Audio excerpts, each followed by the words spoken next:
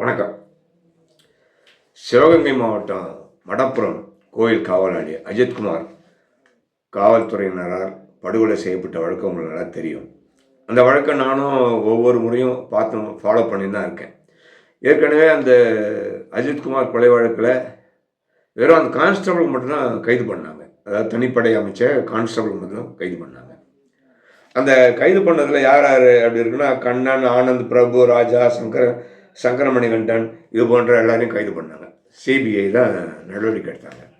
ஆனால் சகோதரர் Henry define அவர்கள் அந்த டிஎஸ்பி, இந்த எஸ்பி, இன்ஸ்பெக்டர் எல்லாரையும் நீங்கள் கைது பண்ணணும், கான்ஸ்டபிள் மட்டும் எப்படி கைது பண்ண முடியும் அப்படின்னு கேட்டாங்க. எல்லாருமே கேட்டாங்க, அந்த மாதிரி குரல் எழுப்பினாங்க. அப்போது இதெல்லாம் இது பண்ணி முதல் முறையாக ஒரு குற்றப்பத்திரிகை சிபிஐ தாக்கல் பண்ணியிருக்கு. மதுரை 5வது கூடுதல் அமர்வு நீதிமன்றத்தில் குற்றப்பத்திரிகை தாக்கல் பண்ணிட்டாங்க. குற்றப்பத்திரிகை தாக்கல் பண்ணதில் இப்போ என்ன ஒரு விஷயம் அப்படின்னா, இப்போ எஃப்ஐஆரில் இன்னும் சில பேரை சேர்த்துருக்காங்க சிபிஐ. அதான் இப்போ முக்கியமான மேட்டர். அதுக்கப்புறம் அந்த வேன் டிரைவர் ராமச்சந்திரன் அவரை எஃப்ஐஆரில் சேர்த்துருக்காங்க. அதன் பிறகு அந்த மதுரை, அதாவது மானாமதுரை சப்டிவிஷன் டிஎஸ்பி சண்முக சுந்தரம், திருபுவனம் காவல் ஆய்வாளர் ரமேஷ்குமார், சிறப்பு எஸ்ஐ சிவகுமார், ஏட்டு இளையராஜா, இவங்க எல்லாரையுமே எஃப்ஐஆரில் சேர்த்துருக்காங்க. குற்றப்பத்திரிகையும் சேர்த்துட்டாங்க. இப்போ குற்றப்பத்திரிகை ஏற்கனவே கைதானவங்க இன்னும் விடுதலை ஆகலை, ஜெயிலில் தான் இருக்காங்க.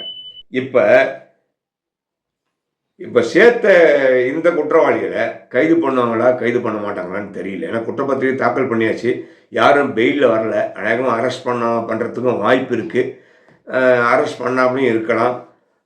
ஏன்னா குற்றப்பத்திரிகையில் சேர்த்து விட்டது பெரிய விஷயம் இந்த டிஎஸ்பி. ஆனால் எஸ்பியை கூட சேர்க்கணும்னு கோரிக்கை வச்சாங்க. எது எப்படியோ சிபிஐ ஓரளவுக்கு விசாரணை பண்ணி ஓரளவுக்கு நம்ம கேட்ட கோரிக்கையெல்லாம் நிறைவேற்றிருக்காங்க. ஆனால் மறுபடியும் இன்னொரு சார்ஜ் ஷீட் போடுவாங்க. இன்னொரு சார்ஜ் ஷீட் போடும்போது எல்லாத்தையும் இன்னும் யாரெல்லாம் சேர்க்க போகிறாங்கன்னு தெரியல. மற்றவங்களாம் சேர்த்து இன்னொரு சார்ஜ் ஷீட்டும் ஃபைனல் சார்ஜ் ஷீட் போடுவாங்க. அப்போது என்ன நடக்குது அப்படிங்கிறத பார்ப்போம். மறுபடியும் அந்த வழக்கை நம்ம ஃபாலோ பண்ணின்னே இருப்போம். இது இன்னொரு பிட்டு நியூஸ், ரெண்டு நியூஸ் சொல்கிறேன் உங்களுக்கு. அதுக்கப்புறம் சென்னையிலேருந்து ஒரு பெண் திண்டிவனத்தில் ஓமாந்தூரார் மணிமண்டபம் பக்கத்தில் தலை வெட்டப்பட்டு நிர்வாண நிலையில் கிடந்திருக்காங்க. அந்த பெண் யார் என்னன்னு தெரியல. உடனே கிளீனூர் போலீஸாருக்கு தகவல் போனோன்னா அந்த போலீஸாரை அந்த பெண்ணை, அந்த பாடியை கைப்பற்றி பிரேத பரிசோதனைக்கு அனுப்பிட்டாங்க.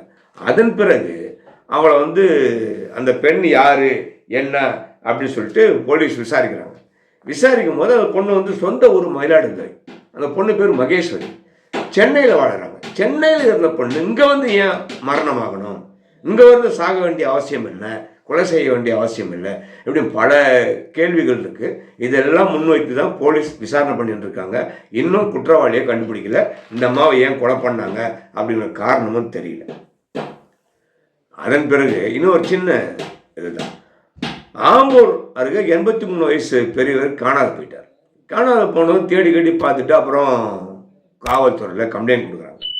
கம்ப்ளைண்ட் கொடுக்கும்போது மாதனூர் ஒன்றிய பெரிய மலையபாக்கம் அப்படின்ற ஊரை சேர்ந்தவர் தான் அவர். அதன் பிறகு ஆம்பூர் அருகே உள்ள வீராங்குப்பம் பக்கத்தில் பாலாறில் ஒரு பாடி ஒதுங்கி இருக்கு அப்படின்னு போலீஸுக்கு தகவல் போயிருக்கு. அந்த போலீஸ் ஸ்டேஷன் கூட உமராபாத் காவல் நிலையம் அந்த பாடியை கைப்பற்றி பண்ணிருந்தாங்க. அதன் பிறகு பார்த்தா காணாத போன அந்த பெரியவர் தான் இந்த ஆற்றில் அடித்து வந்த நபர் அப்படின்ற கன்ஃபார்ம் பண்ணியிருக்காங்க. அது மட்டும் இல்லாமல் இப்போ இது தள்ளி விட்டாங்களா, இவர் தடுமாறி போயிட்டாரா, இல்லை கொலை பண்ணாங்களா, தூக்கி போட்டாங்களா, எல்லாமே ஒன்றுமே தெரியல. இதுவும் காவல்துறையினர் விசாரணை பண்ணிட்டு தான் இருக்காங்க.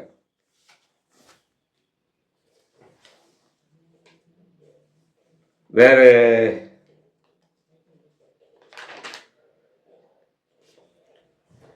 மீண்டும் இன்னொரு காணொலி காட்சியிலே உங்களை சந்திக்கின்றேன். நன்றி, வணக்கம்.